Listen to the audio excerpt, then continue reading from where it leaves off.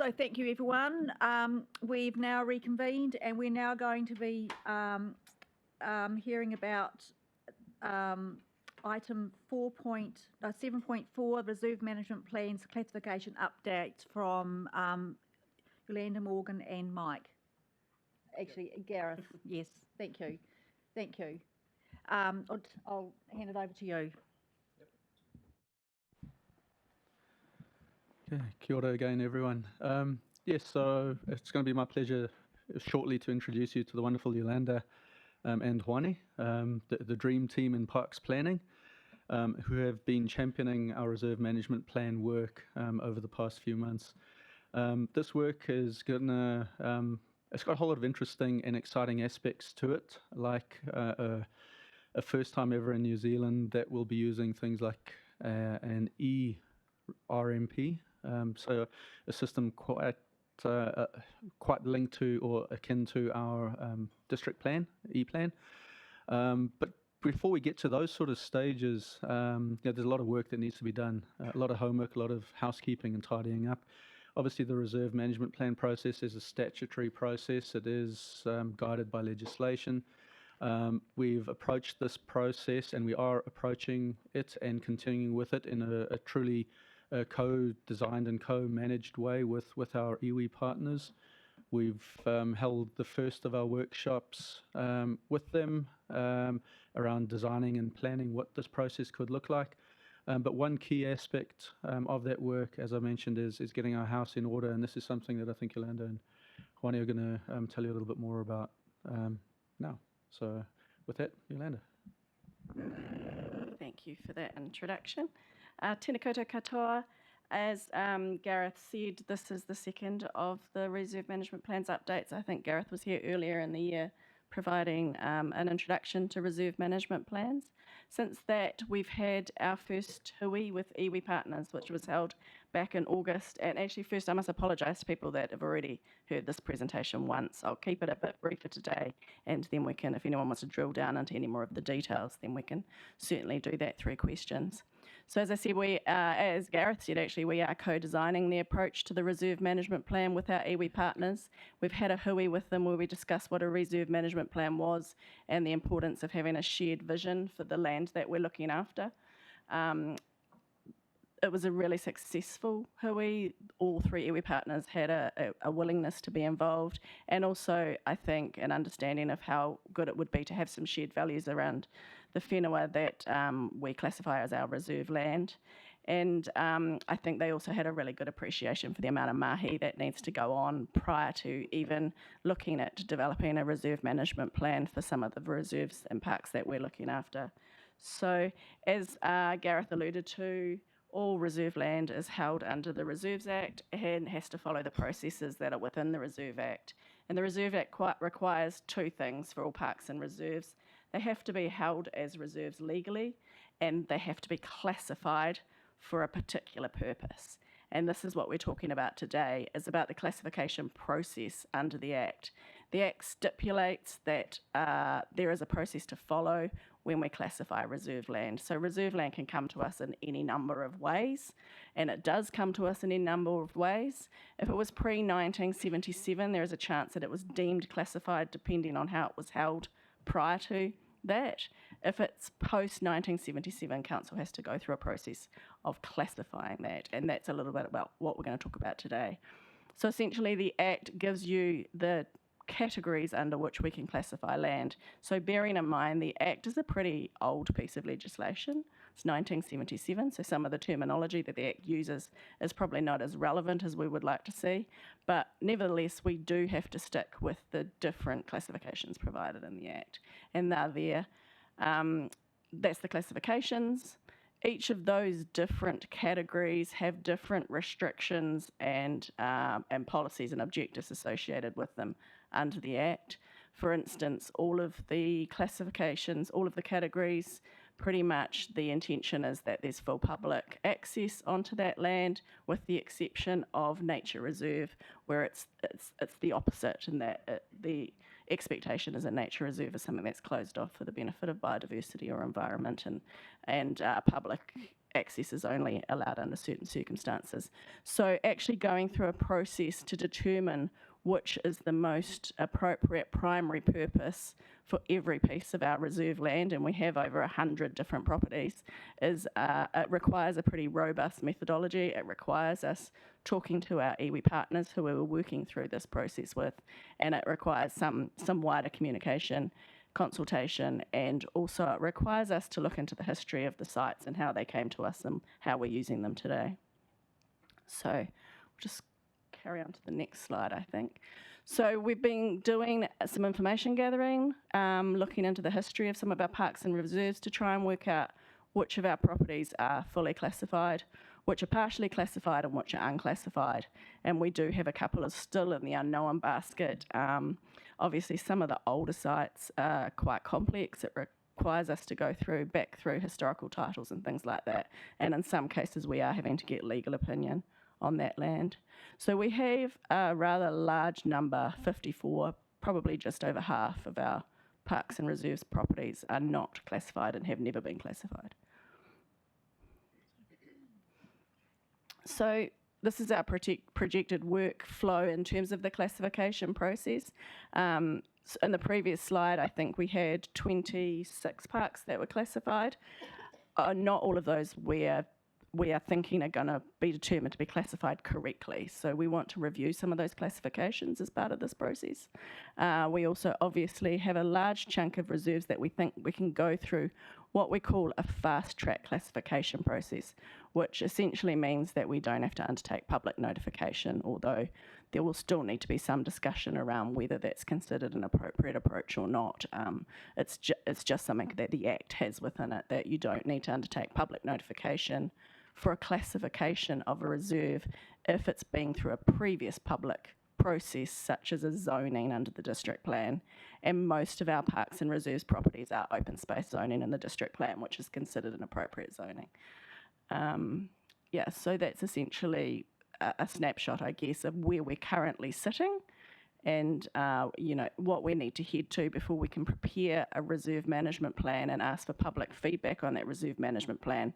We do have to have established a classification for each property, and there's good reason for that. I guess you don't really know how or why or how you will manage a reserve if you don't understand the values for which you're managing it. So essentially by giving a classification to that site, you have a much better understanding and had a conversation about what the values are for that particular whenua. So this is a very estimated time frame. It was really just an overview to give you an idea of how these three phases of work are going to fit together. We have the classification phase, which we're talking about now, with the intention is that we'll prioritise sites along with our iwi partners for classification. So we're not intending to do all 50 or so of them at once. It is a process, and it does require a bit of a robust methodology to determine what the appropriate classification is. So what we intend to do is prioritise those at the next hui, which is scheduled in February. We also have on that line, on that table, the line for the reserve management plan process, which cannot follow until we've got some sites classified. However, we do already have a number of sites that are classified. For example, all of our district-wide and destination parks pretty much are classified. There are some small parcels of land in Waikanai Park, very small relatively to the size of the park, that aren't classified, and there is one small parcel of land, McLean Park, but otherwise our other sites are all fully classified. All of our other district-wide and destination parks are fully classified, so we could choose to start the reserve management plan for those sites. And then the third one on there, as Gareth alluded to, is the ERMP. So with the idea that we intend to classify and then develop a reserve management plan and then classify another cohort sites and develop a reserves management plan, the ERMP is going to be a really useful tool in making sure that that information is accessible and easily updated once we start adding more reserves and park properties into that RMP. So the intention is it will look similar to the district plan E-plan. We're using the same provider as the district plan E-plan. It will be the first time that an ERMP is being developed, if we're quick, I think, in New Zealand, which is pretty exciting for us. There's obviously a bit of work to go around to develop that platform so it does work for the ERMP. But I think the beauty in it is that it does mean we're not going to have just large PDF documents. We're going to have stuff that's really easy to interact with and search for information on. So just on summary of our next steps, we've still got some property reviews to complete. As I mentioned, this is quite time consuming, working out what is the current legal status of a number of these sites. We have another hui scheduled with our iwi partners in February. We're working with iCivis to develop that district plan into an ERMP platform. We've got to develop a consultation and notification strategy, which is a little way down the track.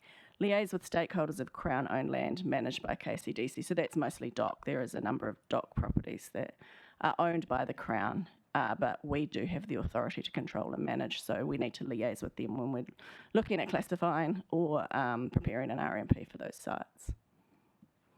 And the final slide really is just a process for anyone that is interested in the legal process of classifying a site. Yeah, it's self-explanatory really. There's a lot more detail in each of those blue boxes, but it's a bit of an overview, and it does I guess it illustrates that it is a reasonably complex process that needs to be followed. And it accumulates with a Gazette notice, and then LINZ updates the titles of the properties. So that is the end of my formal presentation. I'm happy to take some questions. So thank you, Yolanda and Gareth, for this presentation, and obviously all the work that has gone on behind that and what will continue. I know this has been a long time to get to this point, and it's really quite exciting. So do we have any questions? I have a question. Yeah, I've got my hand up. Oh, sorry. Off you go, Glenn. Yeah, hi. Just on behalf of the Parapauumu Community Board and I guess our community, the McLean Park Management Plan was heavily went through consultation and gazetted as a recreational reserve in 2017, with a review of that plan in 2027, I think it is. I'm assuming that you won't be looking at McLean Park to reallocate it a different classification? No, McLean Park is one that we've determined that is classified appropriately for its current use. Yeah, so what we would do is look to incorporate that management plan into the wider omnibus reserve management plan. The intention is we have one overarching policy objectives document with the other plans for each of the parks embedded in that. So, great. So any changes to McLean Park I would assume would come under that review in 2027. Is that correct? And would come into the EMP or at that point? Or? I think that's probably a decision we still need to make and have a discussion on. There's two options. One is when we develop the reserve management plans that we need to develop for the other district-wide and destination parks, we could look at reviewing that early, or as you said, the alternative is if we think that management plan is still fit for purpose until 2027, then we will have the option of leaving that and bringing that into the ERMP later. Yep. Oh, great. And I'll just on that management plan, I think the council did a fantastic job, engaged magnificently with the community throughout that process, and is pretty much an exemplar of how that engagement process can work for the betterment of the community in these reserves. So thank you for that work done back in 2017. Yep, that's it. Thanks. Thank you, Councillor Cooper. Councillor Warwick. My question is, why now? Why do we have to classify them now? Why has this not been done prior to now? If the 1977 Act. Yeah, I guess the Act does require a site to be classified once it's been declared as a reserve, but it's not something I could probably answer. I haven't been in the team all that long. Gareth, maybe? Yeah, thank you, Councillor. I think we're kind of asking ourselves the same question to a degree. I think there was always the intention to do that, as is shown in terms of the local purpose vesting nature of the classification, suggesting towards what it would be used for. but it's just that closing of the loop that hasn't really fully materialised. So, golden opportunity for us to do some really good housekeeping. Thank you. So now we'll move on to Christian. Thank you, Madam Chair. Just a very brief one. We don't know what the outcome of the Whaitua project is going to be yet, clearly, but you have it on your radar that might require some work from council with regard to taking on reserves. That's one of the possible outcomes. I just wanted to ask if you have that on your radar. Yeah, I think the RMP process is really for looking at what we've got. Sure. We certainly have another process under the open space strategy for looking at acquisitions of growing the network and acquiring new land under all sorts of situations. Thank you. Thank you. So as I mentioned earlier, I've got a couple of questions. So I suppose the first one relates to management plans, which actually, it's, got the management plan here, but also the development plan, and that actually provides, I suppose, the network, or I suppose the direction of travel that is going to occur in that park in each reserve. But I don't actually see that on this timeline anywhere. And without those, what does that mean? What does that mean to being able to do stuff in each of these reserves? Thank you, Madam Chair. Yes, development plans are a really integral part to reserve management plans. However, it does entail a lot of work, a lot of consultation, a lot of foresight that starts by understanding the purpose and objective of the property itself. That piece of work can actually come in alongside or behind the reserve management plan itself in time. So we're looking at focusing on the destination parks as a starter, most of which actually do have a development plan in some way, shape or form attached to them. But best practice would mean every one of our parks and reserves has a development plan, but obviously we have to focus on destination parks to start off with, and we'll slowly but surely add to that.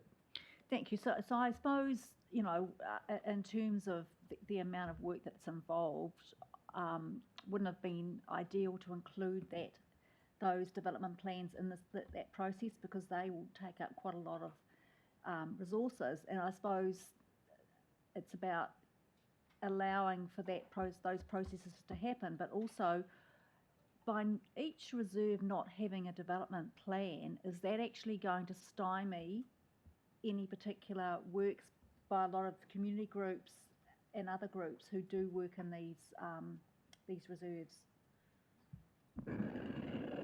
Yeah, the reserve management plan covers the types of work we would like to see done in a reserve. So I think the reserve management plan will handle that side of it. The development plans are usually something that would fall, in an ideal world, out of the reserve management plan. So you set your classification, you decide what the value is that you want to manage the land for, then you write your policies and objectives and say these are the types of activities you want to see there. And once you've done that consultation, then you can go and drill down into each individual park and do a development plan. Having said that, we certainly are and can do development plans at any time. It's not a statutory process. This is the statutory process under the Act, these things that we need to do. But yes, you're absolutely right. While we're doing the consultation on the reserve management plan for any particular park, there will be very valuable information for the development plan there. Yeah, okay. So I guess it's about managing what we can realistically achieve all at once. Okay, thank you for that. So my other question too is, you've mentioned today that in terms of classifying the reserves, that there have been quite a few conversations with our iwi partners on that. So, but there's no consultation that I can see or that's been talked about with the volunteer groups that do work in some of those reserves and parks, as well as the broader community. Yep. Is that going to occur? Yep, for sure. So we've had one hui with iwi partners, and it was really just about what is reserve management plan and how can we help them be fully resourced to engage in the process. We've been wanting to co-design the project with them from the beginning, but certainly one of the next things on our radar is a consultation strategy. Right, okay, thank you. And my last question too relates to, so you mentioned the likes of the destination parks and Waikanai Park in particular, and you said there was one area that was either hadn't been classified or maybe not quite correctly. Can you actually develop a management plan for a site where there are some aspects of it that are incorrectly or not classified, or do you have to wait until all that process is done? No, we absolutely can, and 95% of the land area in that park is fully classified. Okay. And it is simply a corner. There's a few parcels in one corner that wouldn't technically legally be binding under the reserve management plan, but once they're classified, will be. Okay, thank you. Thank you. Yeah, sorry, Madam Chair. Just to add to that, in some instances, this is where taking a holistic view over our parks and properties comes into its own. So at the likes of Waikanai Park, where you'd have the park that we see as one entity being made up of a whole lot of lots, it could actually be a very conscious choice not to classify a particular section of it to allow for additional, it could be economic benefits, it could be activities that would otherwise be very much restricted under the Reserves Act. So. Thank you. So I see no more questions. So if we turn to page 38, we have our recommendation there, and that is that this subcommittee notes progress on the development of the reserve management plan and the classification work required to be undertaken prior to notifying council's intent to prepare a reserve management plan. Can I have a mover for that recommendation, please? Mr. Black. Seconder? Mr. Judge, thank you. All those in favour say aye. Aye. Those against? The motion is carried. Thank you very much. Thank you very much for your time today and previously getting these reports done and all the work that you now have in front of you. Okay, so now we have finished our updates and we will now move to reports. So we have 2 reports on our agenda today. The first report is the Environment Strategy Travel of Direction document. So what is going to occur with this report is we're going to lie it on the table until our next meeting because we do not have our mana whenua names yet, and it would be really great to be able to have that conversation when they are around the table as well. So, do I follow that? Yes. So I would like to move that report 8.1 is laid on the table until our next meeting, which I think is in mid-February. Can I have a, thank you, Madam Chair, Mayor, seconder? Oh, sorry, yes, I've moved it, yes, all done. So thank you very much for that. Yes. So, so all those in favour for this motion? Those against? Any debate? No, sorry. Thank you very much. Quickest report on. Chris would like to make a few comments. Thank you. Yeah, I just wanted to note in relation to that paper that we were anticipating taking our next step to the Strategy, Operations and Finance Committee in December. So as a result of this paper lying on the table until your next meeting in the new year, we will also be pushing out the update to the Strategy, Operations and Finance Committee. So I just want to make sure that's clear. Thank you. Thank you very much. So now we'll move on to item 8.2 on page 63. So I'd like to, we've got Chris, Gina and Doug to speak to this report. You'll note that we have a number of recommendations. If you keep note of those when we are discussing this matter and asking questions. Thank you very much. So I'll pass it over to staff. Thank you.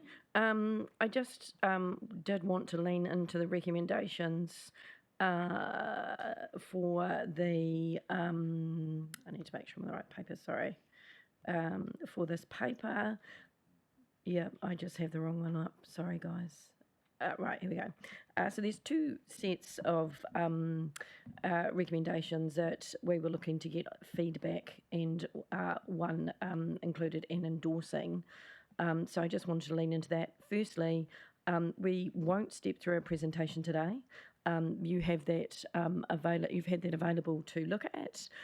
We were interested in getting some feedback on council's role in reducing the impacts of climate change, any gaps in the proposed targeted areas, pathways and activities, and any additional dependencies with other stakeholders that you'd like us to include.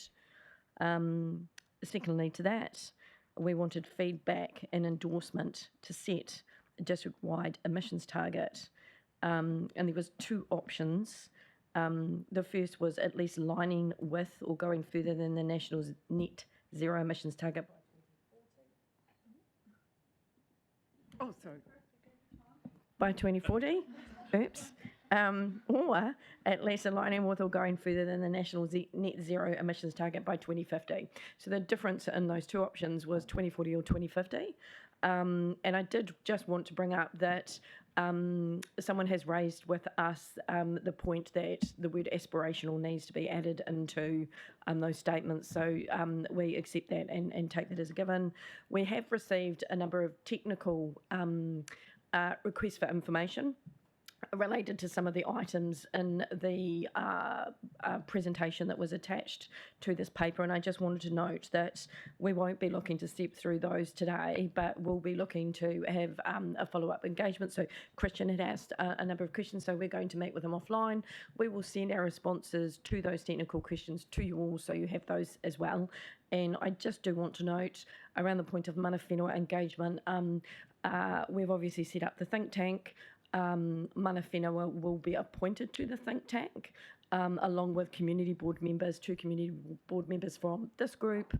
We believe that we can push forward with this discussion today, and we'll be bringing them into the loop through that process between now and early next year.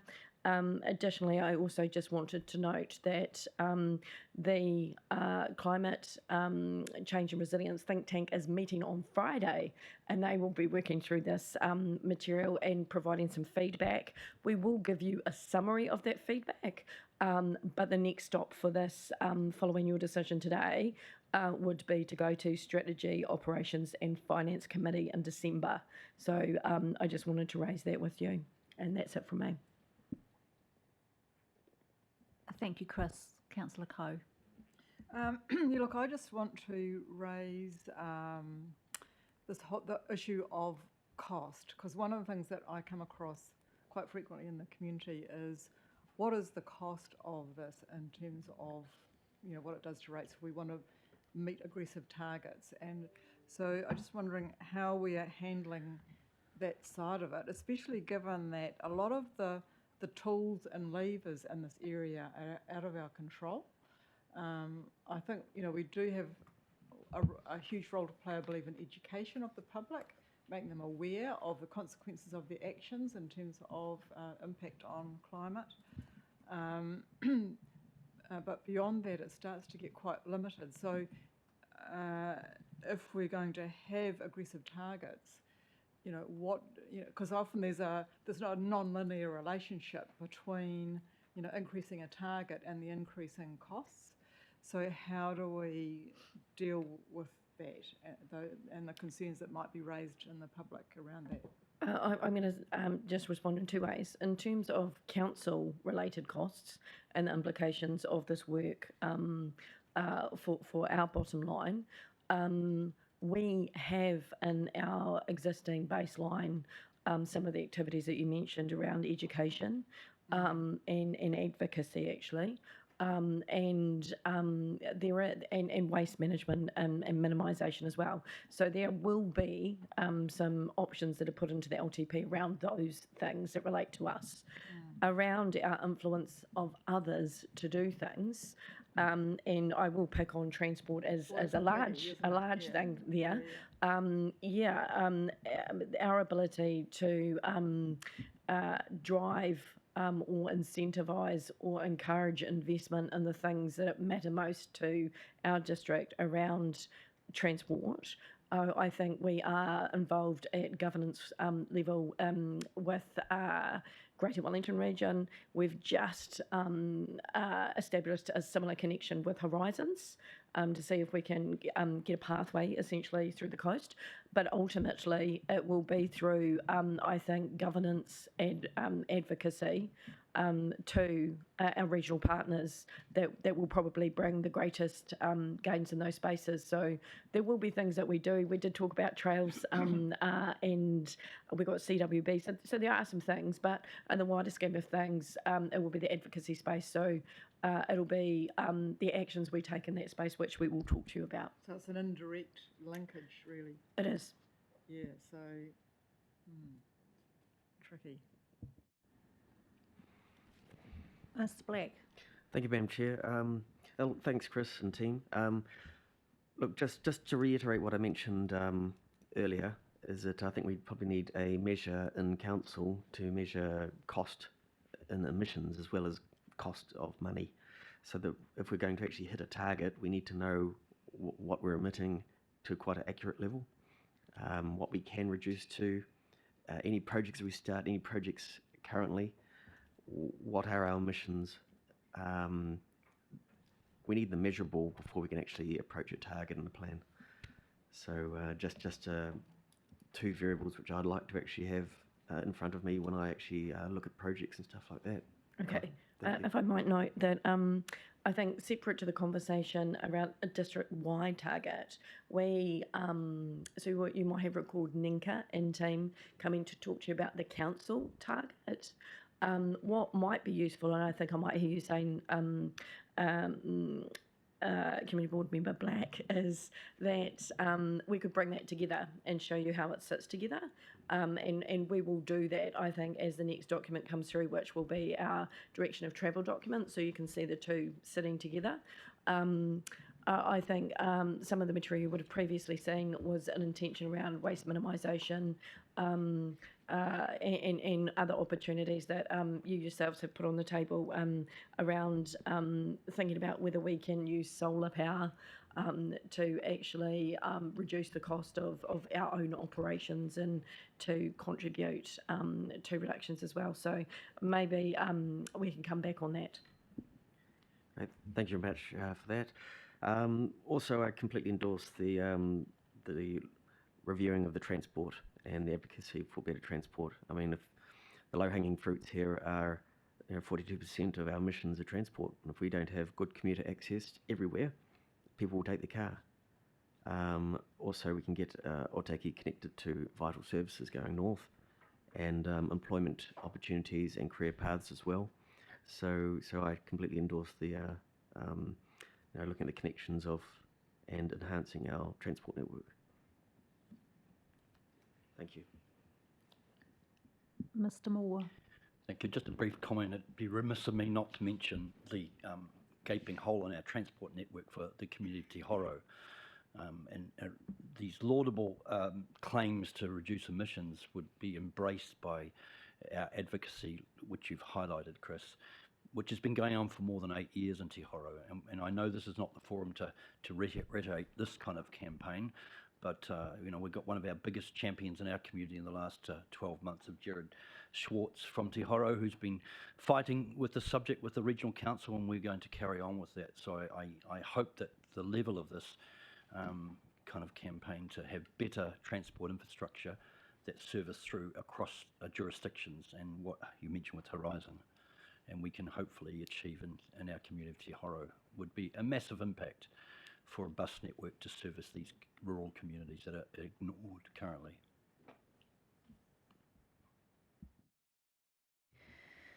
Thank you, everyone. So if I just want to take you back to page 63, the recommendations. And so there's three here in B that we've been asked to provide feedback on, and that's the council's role in reducing impacts from climate change, any gaps in the proposed target areas, pathways and activities, and additional interdependencies with other stakeholders you'd like us to include. So I suppose in terms of me, so this strategy has got three components to it. It's got climate change, it's got resilience, and then it's got waste minimisation. And I'm just wondering whether there potentially needs to be a bit more. I think the climate strategy component is great, but I'm just wondering whether there needs to be a little bit more in there about our resilience program and our waste minimisation. That's my feedback on that. And I suppose particularly with the resilience part of it, there's two prongs to that. One is what we as council can set up now in times of peace, and how we can encourage and get our communities to also be prepared as well. Thank you. We'll look to incorporate that into the document that progresses to strategy, operations and finance. And we will come back and circle back to you so that you can see how we've responded to that feedback. Yeah, and if I may add to what Chris has said in relation to personal preparedness and resilience, don't forget that Remo are doing a lot of work in the community, so we should be able to articulate and paint that picture for you in there. They've been doing it for years and doing an amazing job across the region and here. Thank you for that. And if I can add to that, we have a member of Remo on our think tank. So thank you. So I'll now move on to C, just have a discussion about C. So we have two options there about looking at our targets, our net zero target emission dates. Before I put these recommendations to the vote, does anyone have any comments about those, please? Thank you. I would, if that's okay, Yep. Madam Chair, would like to make a comment. So I would propose that we would amend C to say provide feedback and endorse setting an aspirational district-wide target, and then take C1 and make it to be net zero emissions by 2040. And I've sent this to staff, so that can hopefully be provided on the screen. And could we just add in an aspirational district-wide target? So up in C, the main point, yeah, aspirational, perfect. Thank you for that. So if I can ask a question, so was that an omission from these recommendations, or is this an amendment now that we're making to these recommendations? I'll say that C is an omission, the comment about aspirational. The change to C1 as a proposed amendment. Yeah, okay.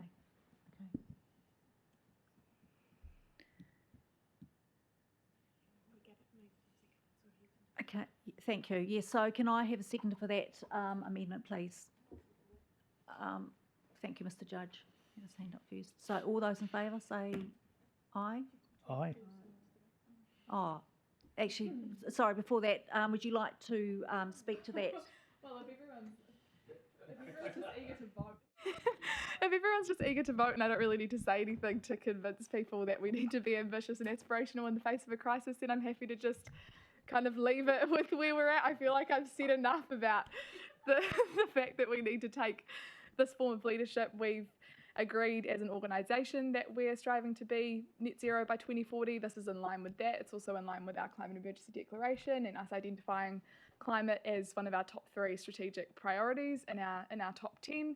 And so, I mean, we became the first council in New Zealand to back the call for a fossil fuel non-proliferation treaty, and Wellington City Council was voting on whether they'll support the treaty on Thursday, and our vote to take that decision and to make that stand has very much sped up that being brought to the table for them. So I think this is another opportunity for us to put a stake in the ground and say, cool, we're gonna strive 2040. We're also gonna have conversations through the long-term plan that back up that target so that we can facilitate the investment necessary to drive our emissions down in the district, and that in itself has so many co-benefits for both people and the planet and the well-being of future generations, but also those alive now. So we can actually improve health outcomes, we can improve well-being and connectedness outcomes, the outcomes of resilience. So yeah, I'll get off my soapbox and stop yarning because I could go on for ages, but if people are just eager to vote, I'm keen to just get this over the line if we can.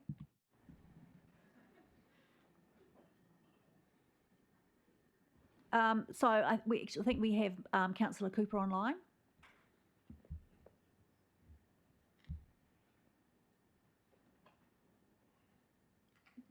Yeah, hi. I was trying to ask a question earlier. It's a pretty important question, I think, to probably Chris actually, in terms of this. My view on net zero, people may know my views on net zero, but I think it's absurd net zero. So the further we can push that out, the better, in my view. My question though is, the report states that we must essentially plant forests or trees to achieve net zero. So if that's the case, that must be budgeted into, or what is the budget for buying those trees? How many trees do we need to buy, and what cost to buy those trees? And if that the answer to those questions are critical on whether we go for net zero emissions by 2040 or net zero emissions by 2050, because surely that's critical to the cost of these trees that the policy says we must buy or plant.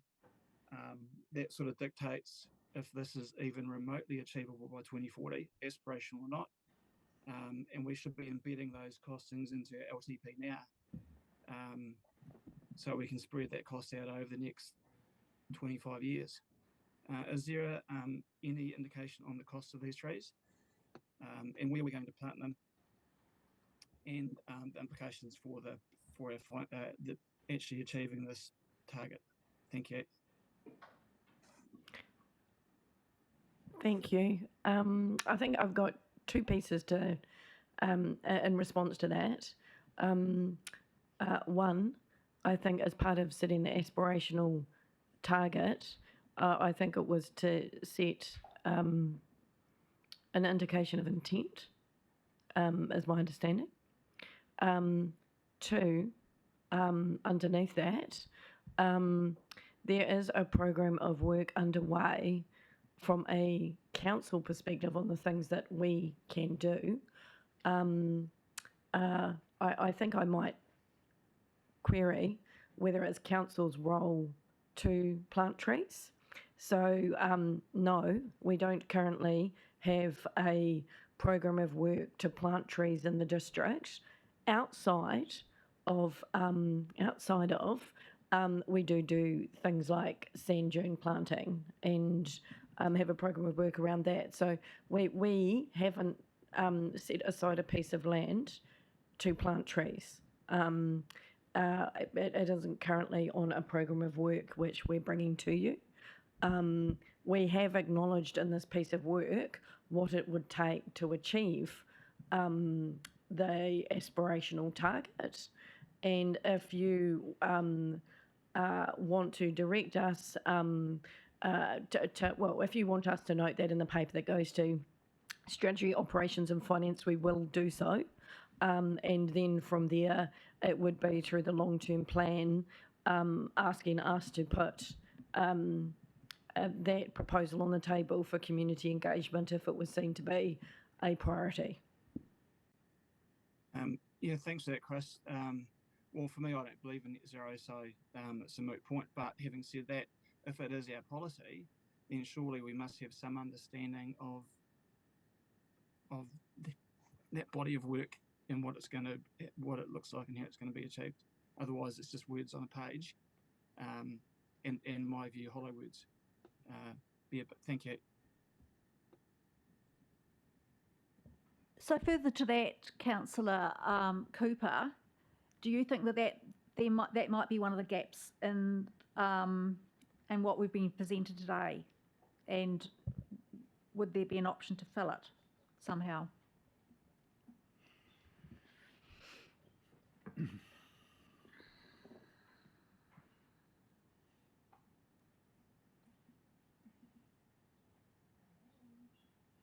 That was a question for you. Sorry. Yeah. Sorry. Thanks. Thanks, Austin. I was muted there by dark forces. Yeah, absolutely. I think it's a critical piece of work that needs to be understood to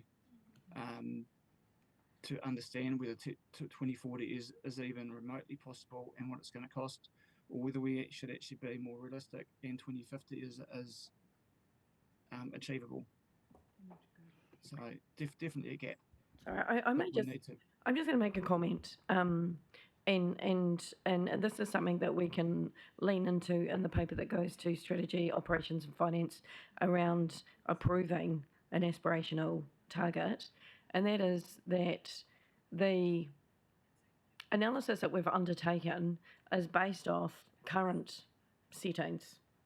So it assumes that emissions don't increase more than they're already at the moment of what we know. So we've used things like growth and other things, but if something changes and they increase, then some of the underlying analysis won't hold, and so there'd just be a longer period of time it takes to do some of these things. So the reason I've raised it is not to get into a technical debate, but just to note that you have to start with a baseline somewhere, and with all due respect, the idea of net zero, I think, is quite a complicated thing. So we'd be drawing a line in the sand to say, here we are today, and that's where we want to head to. So my view of the aspirational target is that you want to see significant reduction, and that's what you're pushing for. So I think I just wanted to say that out loud, because there won't be a perfect way to do this, and there won't be here's a fully set out program of work that gets you to zero. It's not going to be that easy. Then perhaps we should say that. Or was that too simplistic? We can definitely add that into the we'll take that as a gap, and we'll add that in the advice that goes to strategy, operations, and finance. Thanks, Chris. Thank you, Glenn and Cheers. Chris. So now I'll move on to Christian. Thank you, Madam Chair. I was very happy for Councillor Cooper to pose this question, but are we in debate or questions still? So we've accepted the amended resolution as the resolution, even though we've not voted on it yet. It's my understanding that we are in debate. Okay. He was, I allowed his questions Sure, because that's fine. he'd been That's fine. online for some time. Yes. So we are in debate. Okay. I just wanted Thank to you. clarify for my own speaking. I just wanted to say that councils is an enabling role, and we do have those interdependencies. The technical questions I've asked are particularly around costs, because the evidence I've seen and through my work, which is quite extensive in this area, is that the low carbon option is typically the cheapest option. Also through my work, I know that the cost of inaction and the cost of climate impacts is beginning to become overwhelming, and it will increasingly impact on people in the district. So every community across the world, and you can't just say, oh well, we don't have to do it because the rest of the world is or isn't going faster or slower than us, are going to be enormous and in some cases overwhelming and not be able to be met. That's the cost of inaction. So we do need to be clear about that. And also we're mostly looking at energy-related emissions here, and no doubt you'll all be familiar with the work of the International Energy Agency and